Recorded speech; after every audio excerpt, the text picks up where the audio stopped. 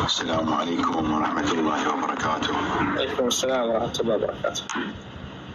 خالكم معاوية مات كافرا نجاوب. انزل كيف بس تطبق الفتوى والمحول الصفحة على زوجك. بس يا ابن استغفر الله.